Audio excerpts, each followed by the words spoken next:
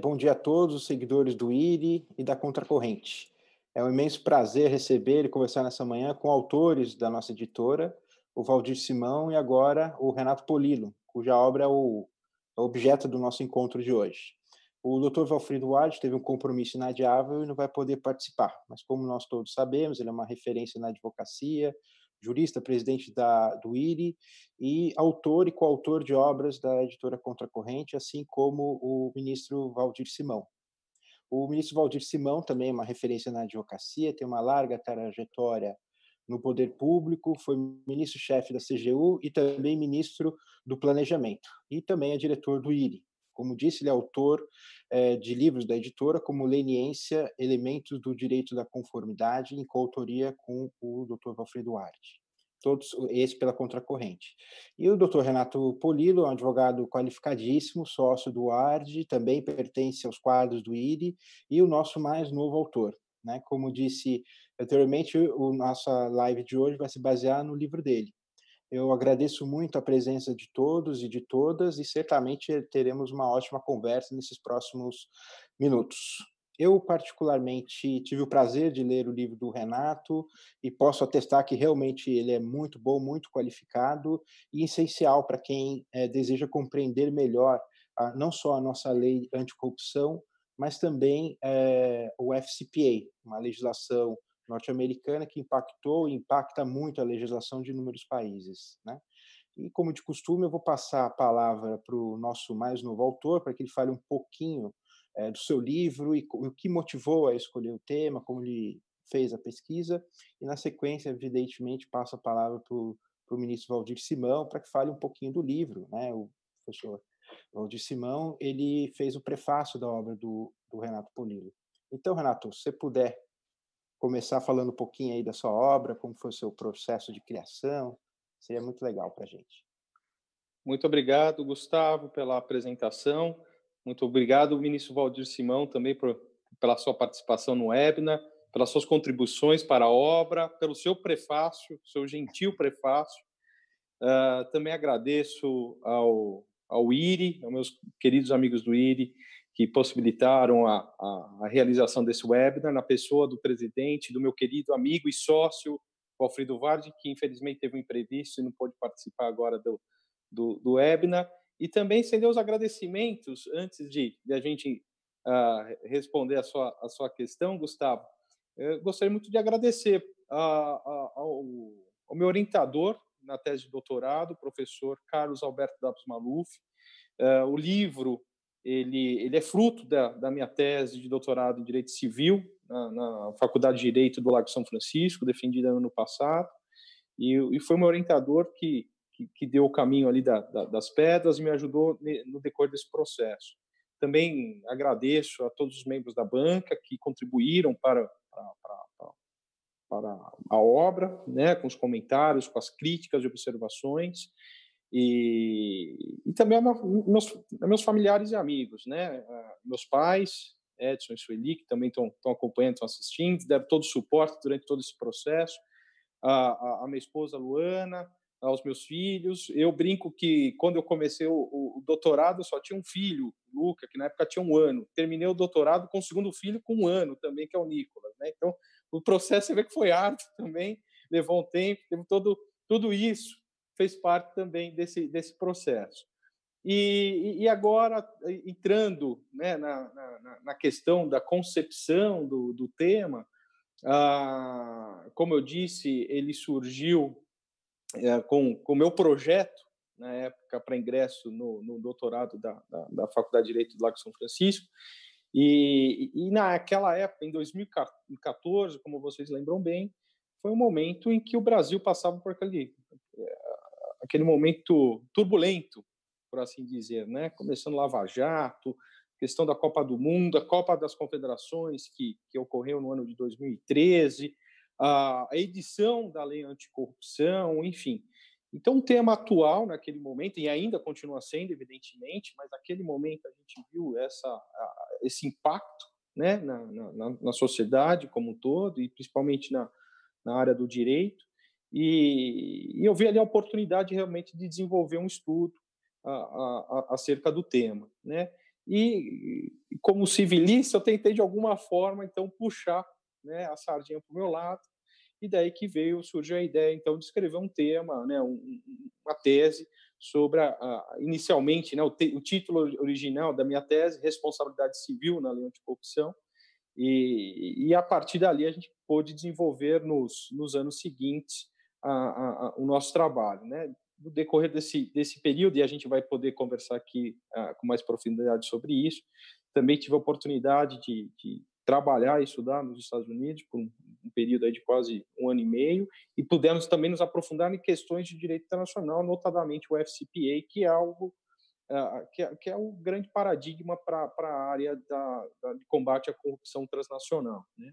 Então, todo esse processo se deu aí ao longo de praticamente 5 anos e acabou culminando, então, com o lançamento do nosso livro, o Responsabilidade de Corrupção, que é publicado pela editora Contracorrente, que aqui tem o Gustavo Marinho, né, o editor, que teve a oportunidade de ler, fazer as observações e críticas, valiosas observações e críticas à obra, e também o nosso querido Rafael Valim. Eu também estendo aqui meus cumprimentos e meu agradecimento pela oportunidade de publicar o meu primeiro livro. Então, Gustavo, eu acho que eu não quero me estender aqui, mas eu acho que um panorama geral é esse aí a respeito da concepção da obra. Passo a palavra para você, Gustavo. Obrigado. Legal, obrigado, Renato. E agora o Valdir Simão, que fez o prefácio da obra, também leu com muita atenção, né? E acho que a gente estava conversando antes, a gente compartilha o mesmo sentimento. É uma obra de referência, né? Uma obra muito, muito boa. Então, ministro, se você puder tecer alguns comentários, falar um pouquinho da obra, agradeço. Claro, Gustavo. Bom, primeiro, bom dia a você, Gustavo, ao Renato. Parabéns pela vitória. A gente sabe o quão difícil é você publicar uma obra, construir uma obra bem elaborada como a sua, né? E esse é um momento, de fato, que precisa ser celebrado, né? Esse lançamento virtual certamente não substituirá depois o abraço que nós vamos dar em você presencialmente, nos editores, e certamente aqueles que nos estão assistindo neste momento também compartilham desse sentimento. Mais uma vez, parabéns. E é uma honra para mim poder ter contribuído com o prefácio que procura abordar os aspectos principais dessa obra, né? A gente costuma dizer, né, Renato, Gustavo, que a legislação de corrupção do Brasil acabou por fazer emergir no Brasil, no direito pátrio, uma nova rama, né, do sistema jurídico, né, que a gente está chamando de direito da conformidade, que precisa ainda ser aprofundado e precisa ser estudado e explorado com obras como essa que hoje o Renato publica. Certamente, a nossa legislação é inspirada em outras legislações alienígenas e também nas convenções internacionais das quais o Brasil é signatário, mas alguns aspectos da nossa legislação eles precisam ser explorados à luz do nosso sistema jurídico, né? E eu acho que o Renato explora isso bem na obra, fazendo um diálogo entre o direito administrativo, focado na responsabilização, com o direito civil, né?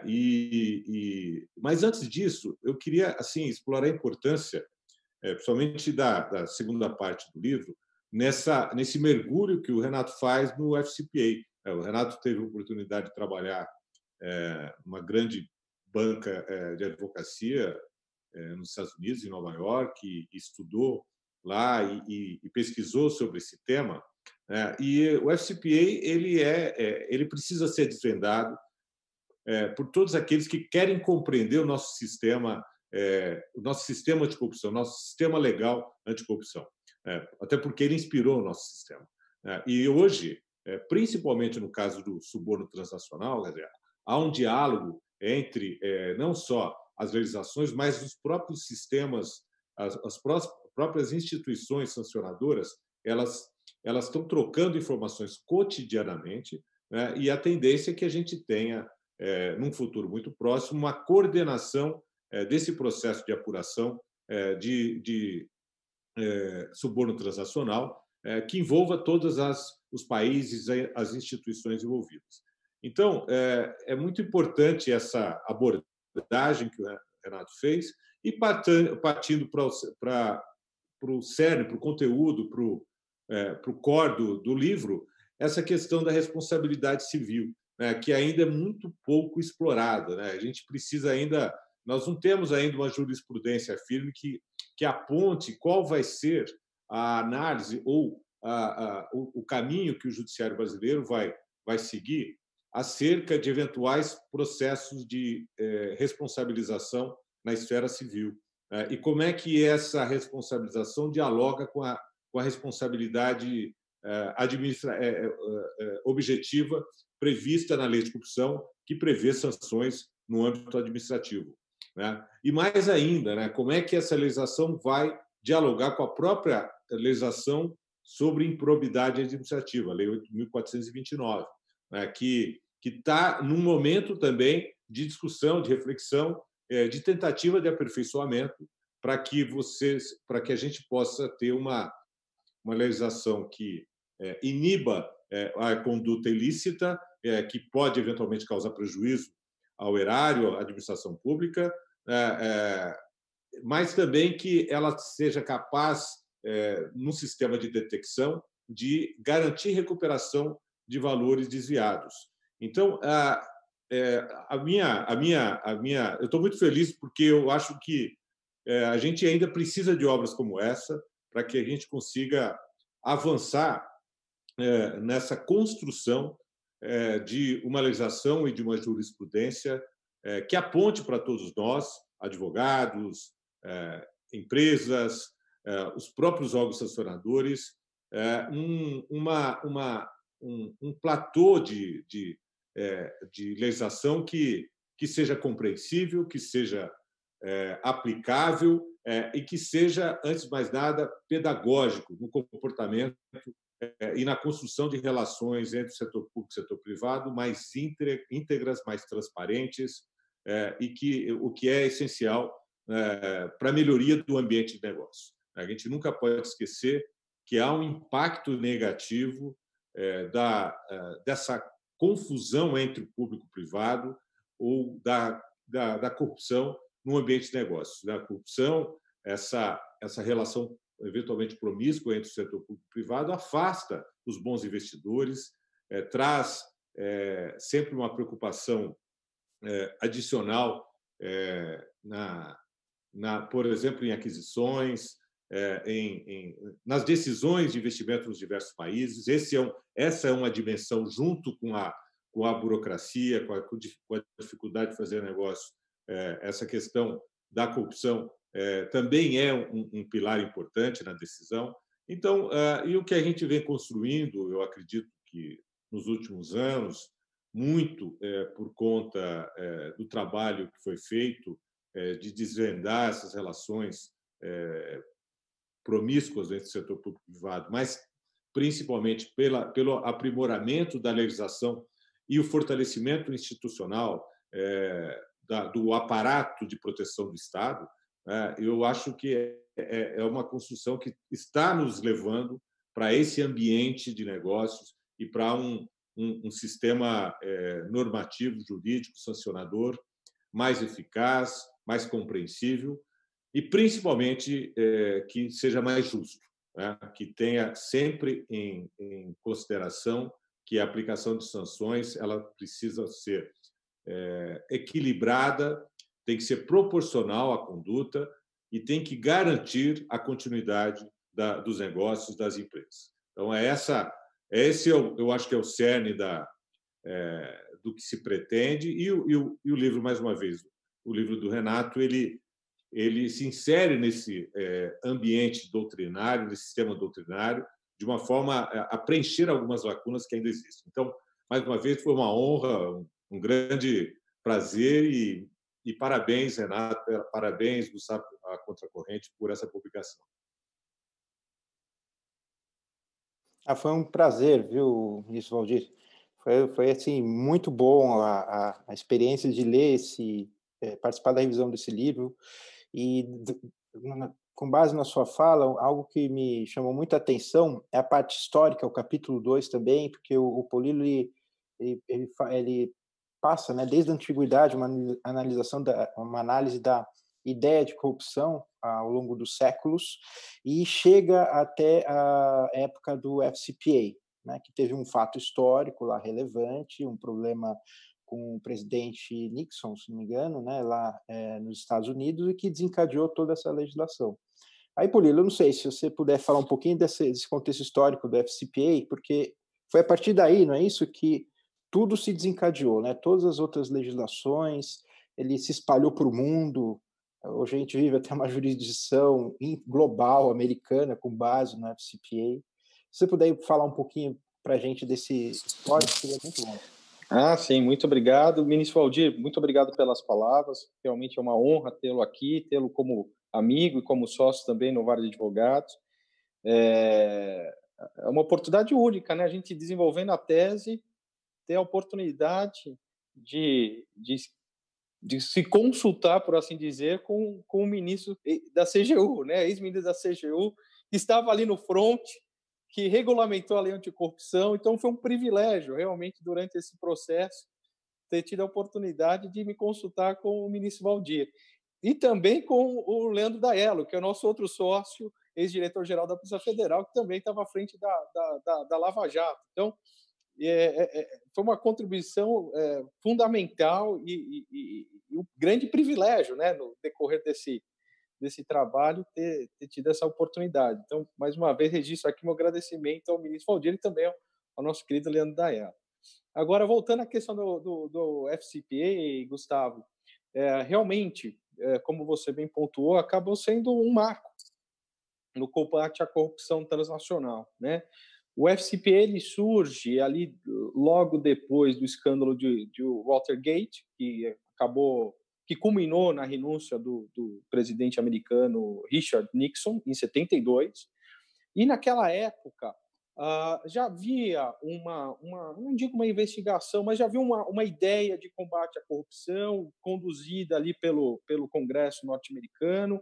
O Senado na época criou um comitê, o Comitê Church, cujo senador que liderava esse comitê era o Frank Church, justamente para combater a corrupção transnacional, né?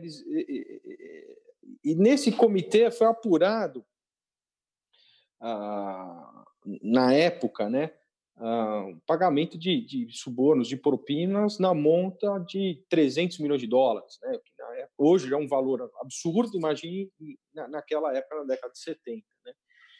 Isso tudo, então, acabou culminando, né? Culminou na edição do FCPA, em 77.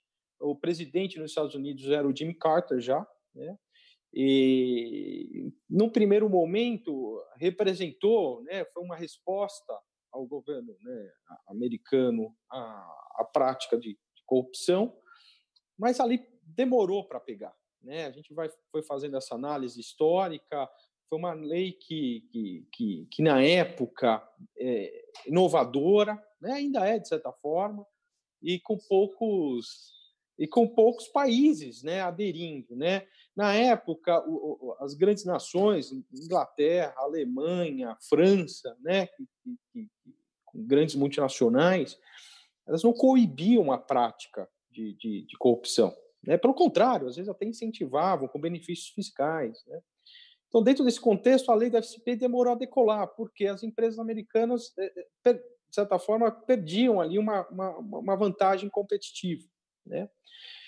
Mas com o passar dos anos, e aí já entrando mais no governo Clinton, viu-se a necessidade realmente de fortalecer o Instituto e, de alguma forma, eu não digo forçar, mas, enfim, vamos dizer assim, pressionar os outros países a aderirem a legislações semelhantes. Né? E aí a forma encontrada na época foi justamente a convenção da OCDE, né, que veio em 97. Né? Na época, os Estados Unidos, evidentemente, assinou, assim como praticamente outros 30 países, incluindo o Brasil. Né?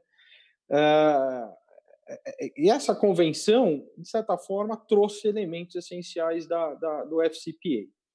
Posteriormente, veio a Convenção da ONU, a Convenção de Mérida, que também trata do tema, mas é interessante também que em 96 já tinha uma convenção da OEA que tratava também desses termos, do qual o Brasil também é signatário.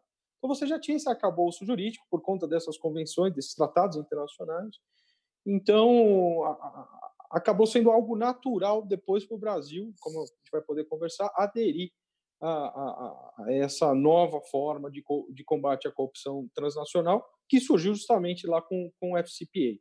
E hoje o FCPA, né, a gente ouve falar e para nós é algo diferente, apesar que, com o passar dos anos, a gente já está mais familiarizado com os termos, com as ideias, e a ideia foi justamente explorar, né, tratar de um capítulo em que a gente traça todo esse histórico, a gente apresenta casos interessantes, incluindo o primeiro caso de FCPA da história, que é um caso curioso que a gente imagina, né, um grande esquema de corrupção em uma nação, em um país. Não, foi uma empresa que vendia selos, uma empresa americana que vendia selos, que fabricava e distribuía os selos da Ilhas Cook, né?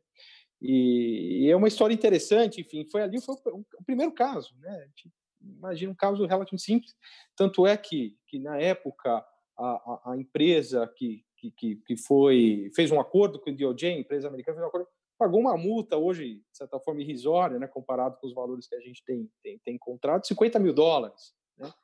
E aí a gente traça esse histórico para casos recentes, atuais, envolvendo as empresas brasileiras, as grandes empreiteiras, principalmente, que, de certa forma, que foram envolvidas na Lava Jato e que firmaram acordos nos Estados Unidos, como a Petrobras, como a Odebrecht, Braskem, por aí vai. Então, a gente também aborda, traz esses casos atuais, traz a fórmula de cálculo dessas multas, né, que são multas hoje bilionárias, como é que é calculado, enfim. Então, tudo isso é abordado nesse capítulo e no nosso trabalho. Gustavo, por favor, passa a palavra para você.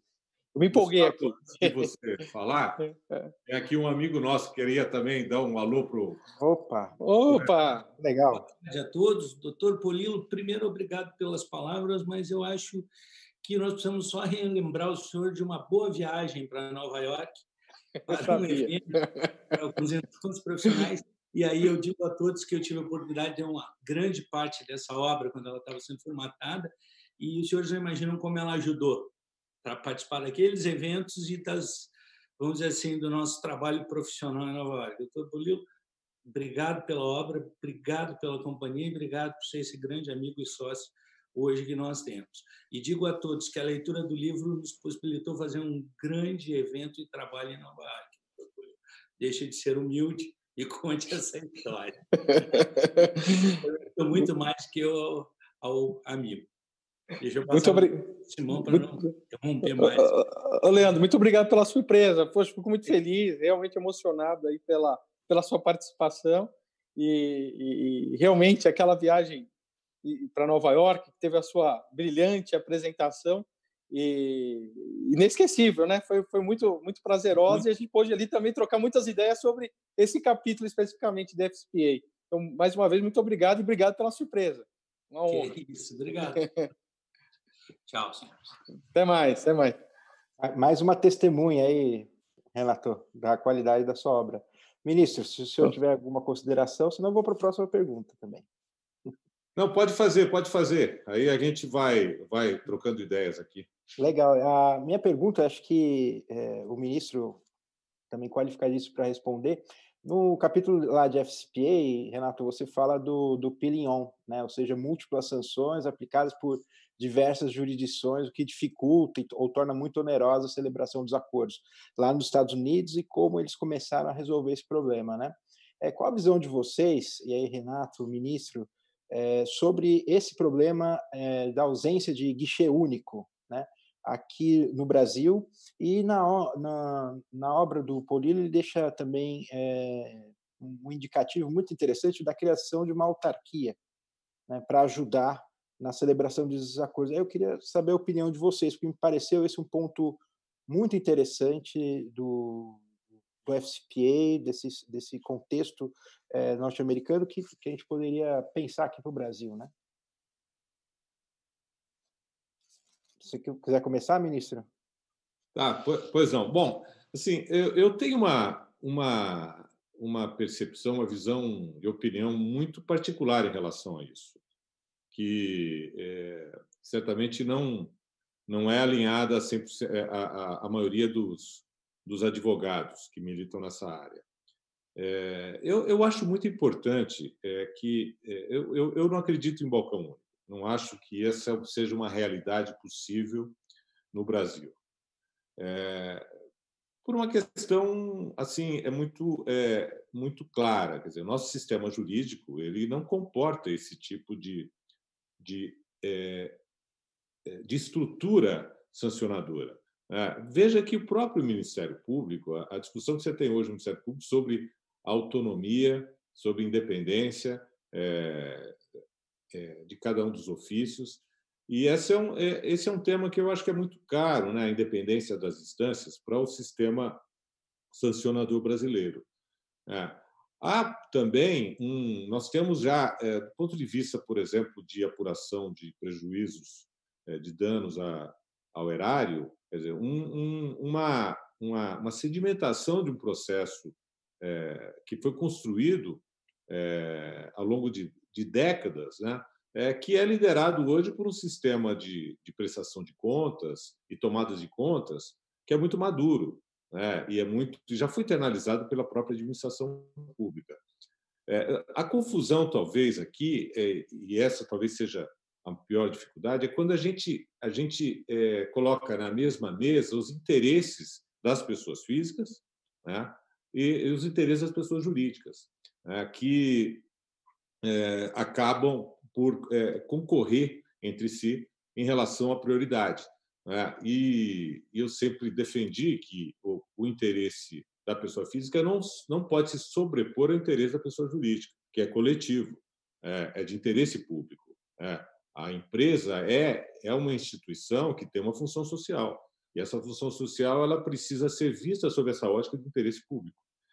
E colocar o interesse de continuidade da empresa abaixo do interesse do empresário de se ver livre de uma sanção, de uma pena de prisão, por exemplo, não é correto.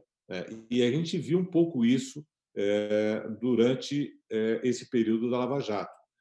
O que talvez a gente precise é estabelecer um pouco melhor quais são as fronteiras e os limites entre as competências das diversas instituições, para evitar a aplicação cumulativa de sanções, né? E essa delimitação ela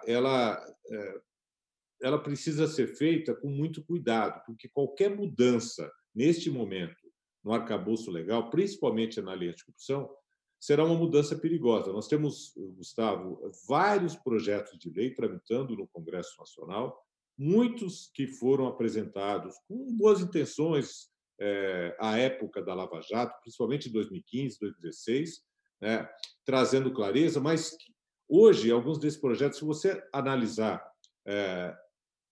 após esses anos de aplicação da lei, a gente já está completando já alguns anos de aplicação da lei, se você analisar, eles serão nocivos para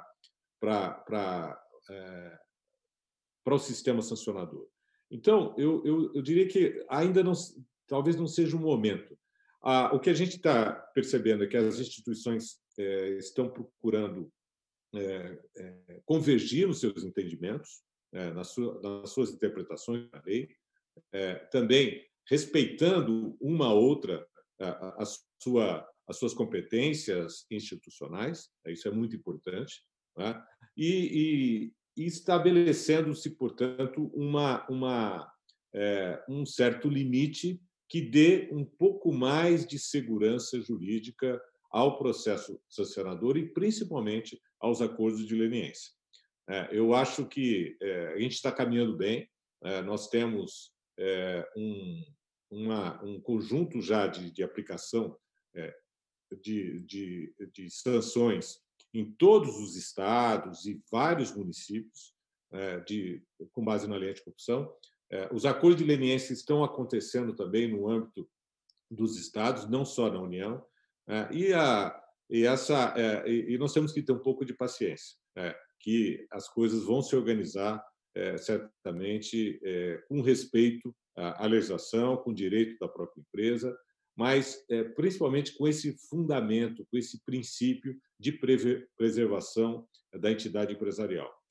E essa tem sido a minha luta diária de convencimento, de discussão, na ajuda, no aprimoramento dos procedimentos administrativos sancionadores em vários órgãos. Legal, Renato. Se quiser falar um pouquinho. É uma verdadeira aula, né? A gente tem o privilégio de sempre aprender com o ministro Valdir, um tema que ele domina como poucos. E a questão do Pagnon, já voltando, puxando um pouquinho também lá para os Estados Unidos, faz sentido dentro do sistema jurídico norte-americano, né? Porque o FCPA ele acabou sendo dividido em duas frentes. A primeira frente, que é justamente o combate à corrupção, o pagamento de propinas, de suborno para oficiais estrangeiros, por assim dizer, cuja competência cabe ao DOJ para processar esses tipos de casos de corrupção. E a outra parte, né, que houve essa divisão do FCPA, que diz a respeito dos registros contábeis. E essa segunda divisão, que aí já tem um aspecto mais de civil law, a competência cabe à SEC, né, que é um outro órgão que seria a nossa CVM, por assim dizer, né, que aí é uma outra esfera, é um outro órgão do sistema jurídico norte-americano. Então, desde o início, isso ficou muito claro, essa divisão entre o DOJ e a SEC de competências, e, de certa forma, eles se organizaram para justamente evitar o que a gente chama de Pagnon, né? Então, na natureza, no surgimento do FCPA, isso já foi posto e, evidentemente, isso foi se amadurecendo no decorrer dos anos com os casos concretos, né? Mas a divisão estava muito clara. Aqui no Brasil, como bem pontuou o ministro Valdir, isso ainda está nesse processo de amadurecimento. É muito recente a nossa lei, já tem aí praticamente 7 anos, né, desde a sua edição em agosto de 2013, mas ainda é algo novo, algo que ainda está passando por esse processo. Então, a gente tomou a liberdade, inspirado pela experiência norte-americana, de sugerir, inclusive dando aqui os créditos ao nosso amigo Valfrido Vardi, no Espetáculo da Corrupção, um livro que é um best-seller já também, em que ele sugere a criação dessa autarquia, que a gente chama aí é isso aí, muito bom, que a gente chama de balcão único, em que seria composta, então, por representantes de todos os órgãos de Estado responsáveis, né, pelo aparato de controle estatal. Então, essa é a nossa ideia. E aí entra a questão do Pagnon, né, que justamente aí entra a nossa sugestão, né, essa ideia da autarquia, de que também essa autarquia também tivesse um comitê de leniência que também seria responsável por como eu posso dizer, coordenar com os governos estrangeiros a aplicação dessas sanções, né, de forma proporcional e de forma também a preservar as nossas empresas, né, as nossas multinacionais brasileiras. E é interessante, já pegando o gancho aqui do Pagnon, em 2012, novembro de 2012, foi editado pela primeira vez pelo DOJ e pela SEC um documento chamado Resource Guide to the FCPA, que é justamente as orientações gerais do DOJ e da SEC acerca da aplicação do FCPA e trazendo casos concretos, exemplos, porque a legislação, e isso é uma característica até das leis americanas, de modo geral, a redação é vaga, os termos são vagos, não é muito claro, enfim. E é uma cultura do common law, de um modo geral, né, deixar essa abertura até justamente para permitir a interpretação e a construção jurisprudencial. Então, em novembro de 2012, com a edição desse Resource Guide to the FCPA, vários pontos foram esclarecidos, inclusive a questão do Palion, e mais recentemente, agora, semana retrasada, 3 de julho, foi editado um novo Resource Guide to the FCPA, que traz novos elementos, novos casos, de um modo geral mantém, né, a estrutura original, mas quando ele vai tratar do Palion, que é um tema realmente importante, atual, ele traz como exemplo o caso da Braskem, né, em que você teve a coordenação de diversas entes de diferentes países, Estados Unidos, Suíça e Brasil, o Ministério Público da Suíça com o Ministério Brasileiro, com o DOJ, coordenando a investigação e depois também a aplicação da multa, em que a multa foi aplicada e depois rateada proporcionalmente entre esses países. Então, você vê, né, enfim, evidentemente não é algo novo, né, motivo de orgulho constar lá no Resource Guide da FCPA um caso nosso, brasileiro e tal, mas você vê como é um tema atual e corrente. E aí foi até oportuna a edição desse documento agora no dia 3 de julho, porque com isso a gente também já pôde aproveitar e deixar a nossa obra ainda mais atual, né? Tivemos tempo hábil para incluir esse Resource Guide atualizado, com esses dados importantes e relevantes também. Atualizadíssima, né? Muito bom. Acho que a gente vai para... Eu queria só nesse tema, eu acho que o Renato falou muito bem. Só assim, o meu receio é a gente oficializar o Palion no Brasil. Tá? Esse é o meu receio. Imaginar que a gente vai ter ali um balcão único e vai facilitar a vida da empresa. Talvez não seja assim, talvez seja pior. Quer dizer, uma conduta ela vai ser escrutinada à luz de toda a legislação aplicável. Como acontece também nos Estados Unidos. Uma conduta ela pode representar uma violação às disposições anticorrupção do FCPA, mas pode também representar uma violação às disposições de controles internos e registros contábeis, né? E neste caso, as duas agências elas coordenam seus esforços, mas definindo conjuntamente as sanções, né? Se não se trata de corrupção, somente a SCIG vai tratar dessa violação às questões de controles internos e registros contábeis, que no Brasil ainda não há uma legislação muito clara. Quer dizer, como assim, Gustavo, se os sistemas de compliance fossem obrigatórios e uma quebra de regra, uma violação do sistema de compliance pudesse ser punível com uma multa administrativa. E talvez a gente chegue em algum momento a esse desenho, a esse modelo.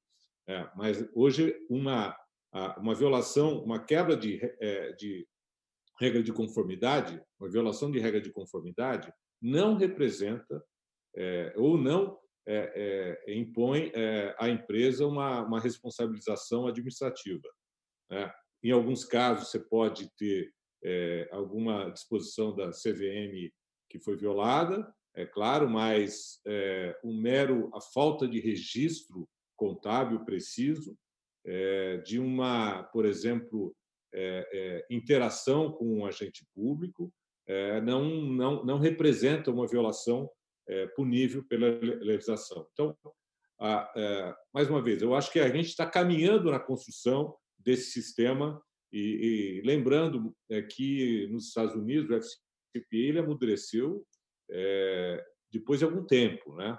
E a gente está falando de uma legislação de 1977, né? Então, mais de 40 anos de aplicação. Nós somos ainda muito incipientes nesse processo, mas estamos, na minha opinião, num bom caminho. Vamos certamente buscar essa construção mais madura do sistema sancionador, mas que seja inspiração, principalmente, para a construção de sistemas internos de controle e de transparência de registros contábeis que dê fidedignidade às informações financeiras, que dê tranquilidade aos investidores, aqueles que observam e que fazem negócio com determinada entidade empresarial. Muito legal, ministro. Obrigado pelas suas palavras sempre esclarecedoras e sempre enriquecem o debate, né? São pontos que a gente precisa considerar nessa questão. Recebi aqui uma informação da produção que a gente tem uma surpresa aqui para o Renato, né? Então, vou pedir aí para que a surpresa apareça. Oh, mais uma, poxa. Mais uma. Vamos ver se... Tá aparecendo aquele arquivo confidencial. Pô, olha lá, arquivo confidencial. É hora das lives. Dr. Edson Rubens Polillo, pai do Renato Polillo, uma participação especial aqui no lançamento, né, do livro do filho. Dr. Edson. Bom dia. Bom dia. Tudo bem? Gustavo, bom dia. Tudo bem, graças a Deus. Bom dia ao ministro, bom dia ao Leandro Daello, doutor Leandro Daello, nossos amigos que não vejo há muito tempo, em razão desse momento de afastamento social que me encontro.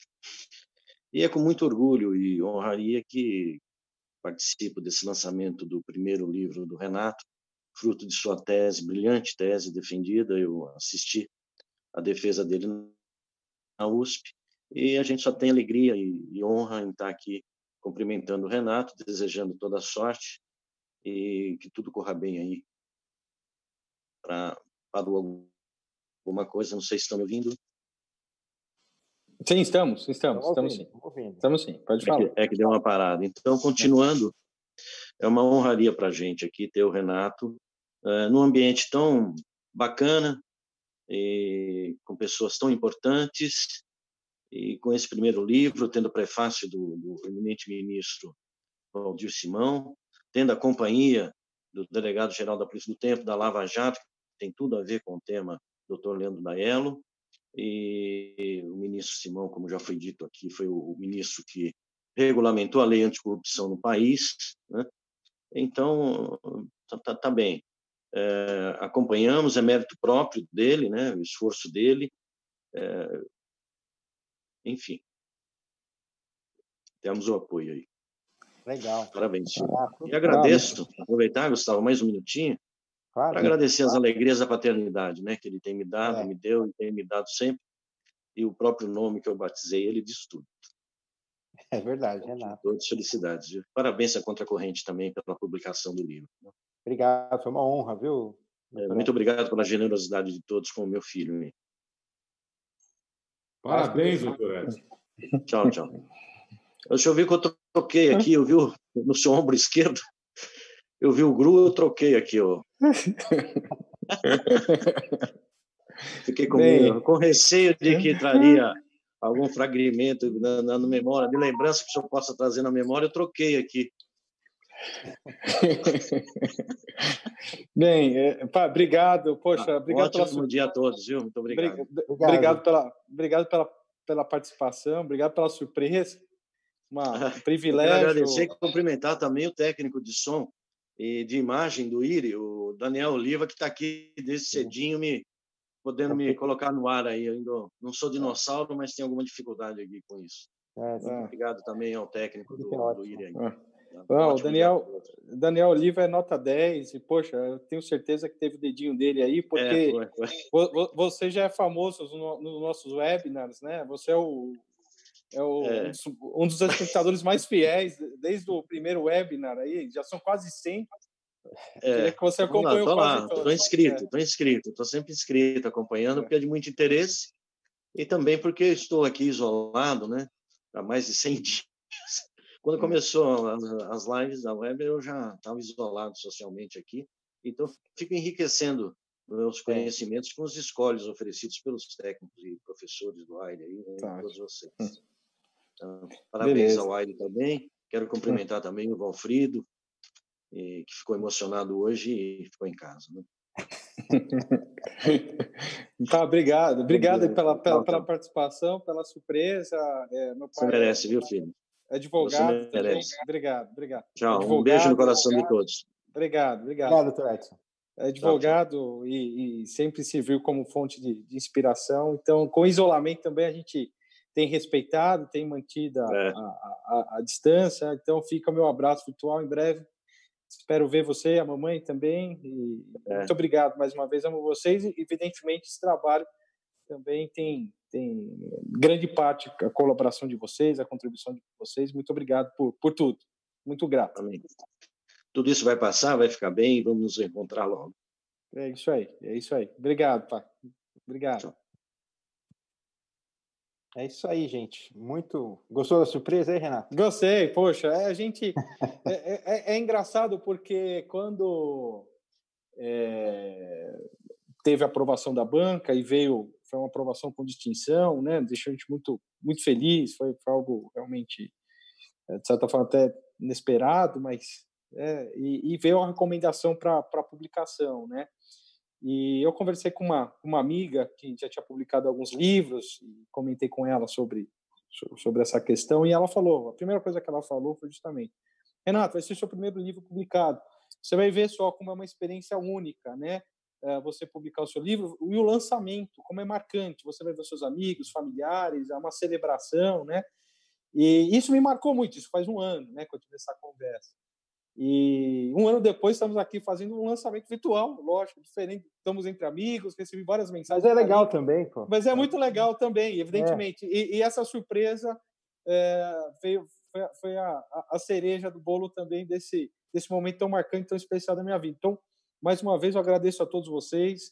Agradeço aqui a editora Contra a Corrente, na pessoa do Gustavo Marinho, o ministro Valdir Simão, que gentilmente fez o prefácio, o Valfrido, que fez a apresentação do livro e sempre esteve com a gente durante todo esse percurso, o Leandro Daello, nosso sócio, amigo, também nos ajudou nesse trabalho, o meu orientador, mais uma vez, todas essas pessoas e amigos que participaram e aqueles que estão mandando mensagens, né? A gente tem acompanhado aqui pelo WhatsApp, pelo YouTube também as mensagens. Agradeço a todos pelas mensagens de carinho. Em breve espero encontrá-los pessoalmente, espero que a gente possa também fazer esse evento presencial com todos eles. E muito obrigado mesmo do fundo do coração, uma grande honra para mim ter o meu primeiro livro publicado pela Contra a Corrente, contando com o apoio e o carinho de todos vocês. Prazer é todo nosso. Ministro Valdir Simão, as últimas palavras aqui do lançamento. Mais uma vez eu quero agradecer a oportunidade, foi uma honra participar. Parabéns mais uma vez, Renato, uma honra enorme poder ser seu amigo, seu sócio e ter feito esse prefácio. Eu não tenho dúvidas que essa obra vai enriquecer ainda mais o debate sobre a lei anticorrupção brasileira. E recomendo que todos leiam, né? É importante, eu acho que já está à venda no site da Contra a Corrente, né, Gustavo? É importante isso mesmo. Também dizer como é que as pessoas fazem para adquirir o livro, né? E é um dia de celebração. Parabéns, viu, Renato? E continue assim. Certamente nós temos muita coisa para construir juntos aqui ainda. Obrigado. Legal. Ministro Valdir, muito obrigado. Renato, muito obrigado. O livro do Renato está disponível não só na loja virtual da editora Contra a Corrente, mas em outras lojas também. E eu gostaria de agradecer a todos os nossos leitores e leitoras da editora Contra a Corrente e aos milhões de seguidores do IRI. Muito obrigado pela audiência mais uma vez e aguardamos todos na próxima webinar do IRI e também da Contra a Corrente. Acompanhem-nos nas nossas redes sociais para saber exatamente quando que vai acontecer e qual será o tema. Então, agradeço a todos de novo pela participação e muito obrigado, Renato, muito obrigado, Valdir.